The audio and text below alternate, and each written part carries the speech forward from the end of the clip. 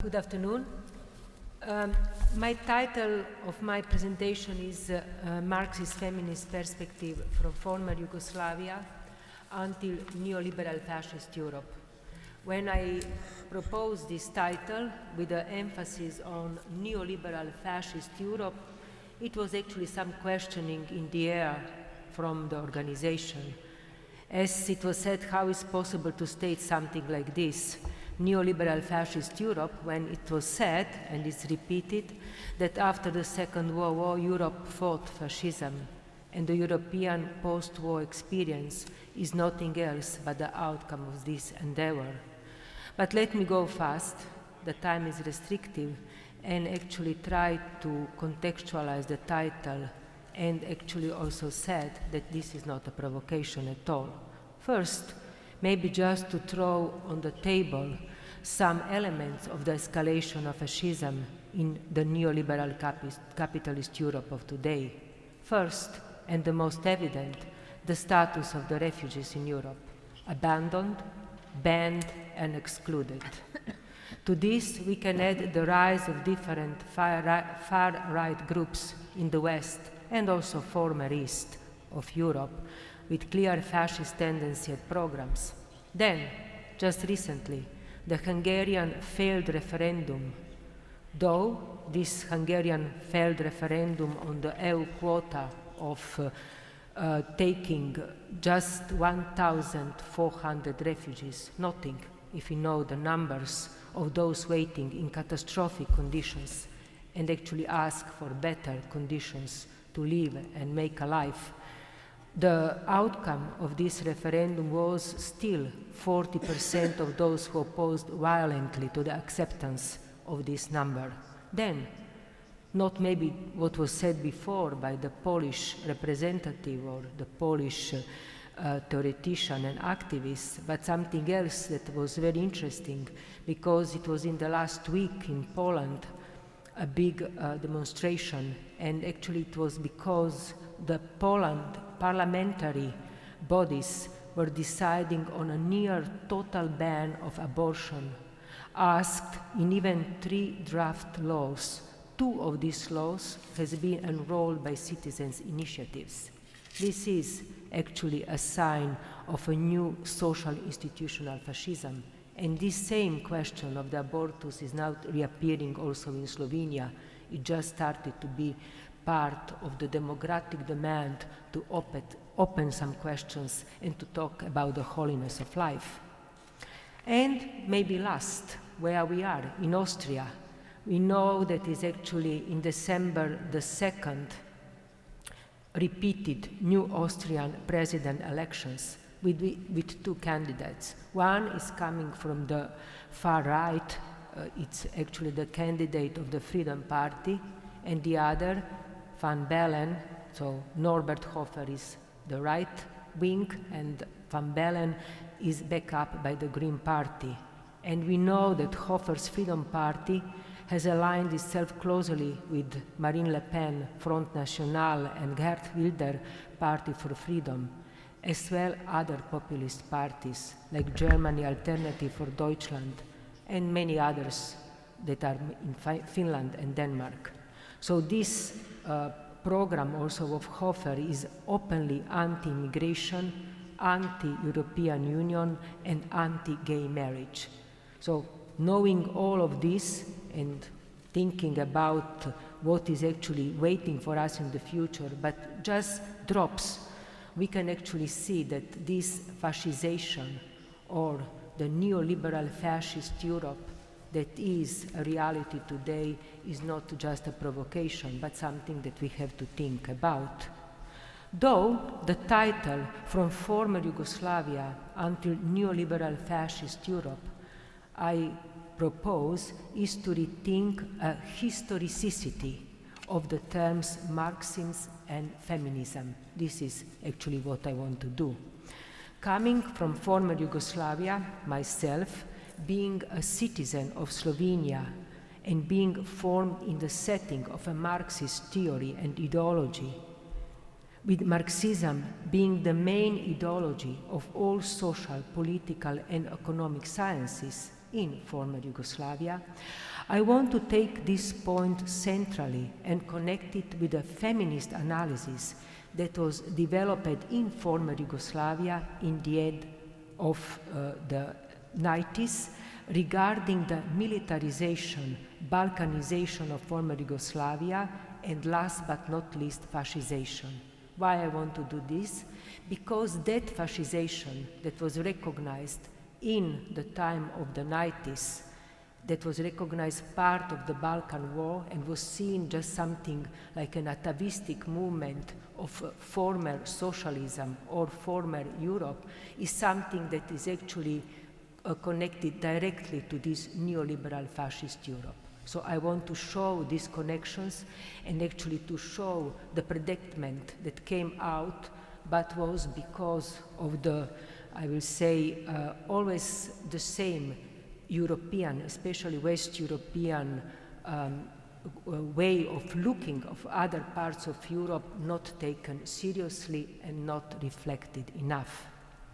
So, after the fall of the Berlin Wall, but already before the fall, a process of construction of second-rate citizens in Serbia, Croatia, Slovenia, all republics of former Yugoslavia, started, and this was based on myths of the loss of ancient territories and also loss of power. So the war that was initiated by the Communist Party nomenclature and supported by the military apparatus of former Yugoslavia was part of this process. The war resulted in a massive annihilation of people, ethnic cleansing, and we see this very presently today, and the destruction of cities, and as emblematic cases of contemporary genocide after World War II in the heart of Europe. The most known is Srebrenica massacre, also known as the Srebrenica genocide, and actually refers in July 1995, during the Balkan War in Bosnia and Herzegovina, of circa 8,000 Bosnian Muslims, mainly men and boys, slaughtered in the town or around the town of Srebrenica. This was going on, helped by the forces, paramilitary forces of Republika Srpska, an entity in Bosnia and Herzegovina, and supported by Slobodan Milošević and by the mass media and public opinion in Serbia. After the war, the ethnic cleansing continued through a myriad of processes of racialization, a word that we didn't use enough in our talkings until now, dispossession, exploitation, and deregulation. And precisely in such a context of our reality today, but actually a context of something else, on another space, a context of the 90s that was seen so far in some kind of other part of Europe. In that context, in the end of the 90s, so about the conclusion of the Balkan War, Serbian theoretician and feminist scholar, I repeat, a feminist scholar, Žarana Papić, describes these processes in Serbia, but also referring to the processes in former Yugoslavia, soon and today definitely being part of what is called former Eastern Europe, and also the reality of neoliberal capitalism in Europe, saying, I am freely labeling what was going on and is still going on in the 90s and in the beginning of 2000, turbo-fascism. The text in which she draws lines of correlation between power, transition, capitalism, labor, class, and gender differences was written in 2000. At that point, at that year, Milošević was sent to the Hague Tribunal, and the text is prophetically written just a year before the first Pride Parade in Belgrade, when the LGBT community that went on the street, they were about 20, because it was a whole constant intimidation and violence, so 20 circa from not only Serbia but other republics of ex-Yugoslavia that joined this Pride Parade in 2001. These 20 people was attacked by about 1,000 of proto-clero-fascist and right-wing positions, beaten, and many of them actually risked their life in organizing this Pride Parade. So this text was written in 2000 in a specific moment. And this text had a very telling title, Ethnic Wars, the Fascization of Social Life and Body Politics in Serbia. This text was also one of the last by Žarana Papić that passed away in her mid-50s in 2002. In the text, she continues after naming the reality in former Yugoslavia, specifically Serbia, turbofascism, in the following way. I quote, "It is, of course, known that fascism is a historical term, that the history of Nazi Germany is not the same as the Milosevic Serbia. However, in postmodernist and feminist theory, we speak of shifting concepts. When a new epoch inherits, with some additions, concept belonging to an earlier one, like, for instance, the feminist notion of shifting patriarchy, in my view, we should not fear the use of big terms like this, if they accurately describe certain political realities." End of quotation.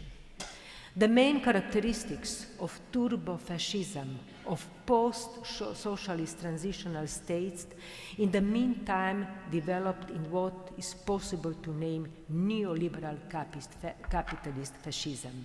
And then I can quote what she actually made a very detailed designation of this turbo-fascism, not in the past, but in the present tense.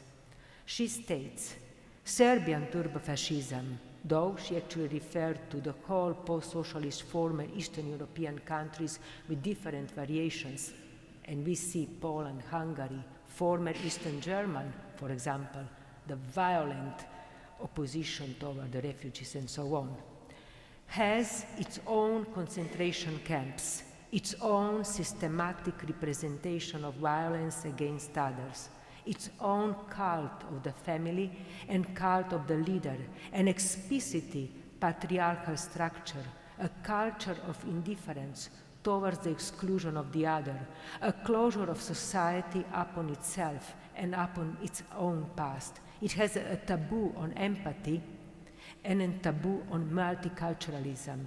It has powerful media acting as proponents of genocide. It has a nationalist ideology. It has an epic mentality of listening to the world and obeying authority. The prefix turbo refers to the specific mixture of politics, culture, mental powers, and the pauperization of life, the immiserization of life, the mixture of rural and urban, pre-modern and postmodern, pop culture and heroines, real and virtual, mystical and normal. In this term, despite its naive or innocent appearances, there is still fascism in its proper sense. Like all fascisms, turbo-fascism includes and celebrates a pejorative renaming and finally removal of the others. Turbo-fascism, in fact, demands and basically relies on this culture of normality of fascism that had been structurally constituted well before all the killings in the war started. What is doing Žarana Papić? End of quotation, of course, but modified in the present tense.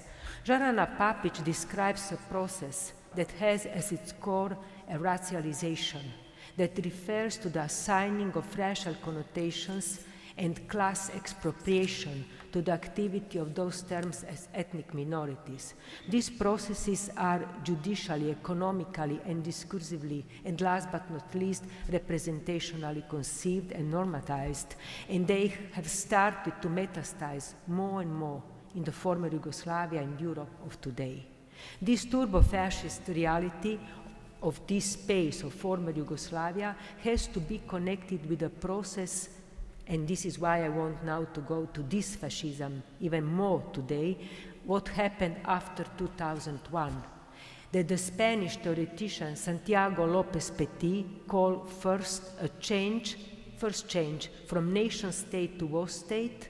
This is the change that we see very clearly in the time of global neoliberal capitalism. And secondly, he stated that in order to have such a shift, centralized, militarized, exploitative, you need also a structure of imaginary horizontal society. Though in order to control and manage wars, the society has to vanish. Therefore, to a vertical, militarized, controlled capitalism that we see, the wars in Middle East, what's going on in US, what's going on in Europe with the refugees, to all this that is actually a formation of this war state applies a fragmented society that disconnects all social and public fields, politics, and also disconnects from the civil society. This condition he names postmodern fascism. So we have actually really a genealogy of fascism, a turbo-fascism and a postmodern fascism, and also the change of a nationalistic nation state and a war state. The war states are today those sovereign nation states from the past, that means all former imperial, capitalist, colonial states that are actually all those Western European states, US, Japan in a certain context, and others who are adjunct to this from the new boom in the neoliberal global capitalism. And all these former nation states are today actually war state. At the same time, the post-socialist that doesn't exist, nobody mentioned, we didn't have no reference to former Yugoslavia, they are actually remaining these neoliberal turbo-fascist countries that are actually nation state without an international sovereignty, but still a mandate to power control inside their framework. And we see then the debates on abortus, the big new state fascism of control of women's bodies, questions also of huge marginalization of different minorities inside the majority discourse, almost fanatic heterosexuality, and of course the preaching of Christianity. While turbo-fascism is reserved for those regions coming out of the war situation in the recent history, for example, former Eastern Europeans, postmodern fascism presents a process of implosion, a pastoral mechanism of fragmentation, almost invisible processes of ferocious privatization, all done under formal system of judicial regulation and administration. And actually, to finish, also postmodern fascism functions with the sterilization of the other and constant evacuation of the conflict. The war state is central to the first capitalist world and all the times works to maintain the illusion of society. We see this clearly in Austria. And the biopolitical mode of life. But what is this biopolitical mode of life? It's actually a shift from politics of taking care of life, the population who is nation state population, that means in blood and soil, nationals of the nation state, minorities doesn't count anything, and practically these formats now is changed into a systematically controlling of the whole sector. And to this, also is used specific measures, and I name these specific measures of control, of subjugation, deprivation, racialization of labor in the relations of labor and capital, necropower. So we have a biopolitics of the first world, biopolitics of the developed world that is done with necropower measures, and they are abandonment, ban, exclusion. I repeat, and this is what's going on with the refugees. All what we see in the last period is actually implementing all the refugees. This necropower is a power used for managing death or with keeping death modalities. What is this? You have different formats of death. Social death, for example, is something that is very palpable. This means that from its biopolitical feature, the contemporary state changes in a necropolitical regime into a politics of the state, which is only taking part in the war of transnational capital, abandoning anybody and precisely exercising onto those who are not seen as the majoritarian, and this is also women, but also transgender, refugees, migrants on different scales. On them is implemented necropower methodologies and actually subjugation, mirroring or coming to death or being actually a death measure. Thank you.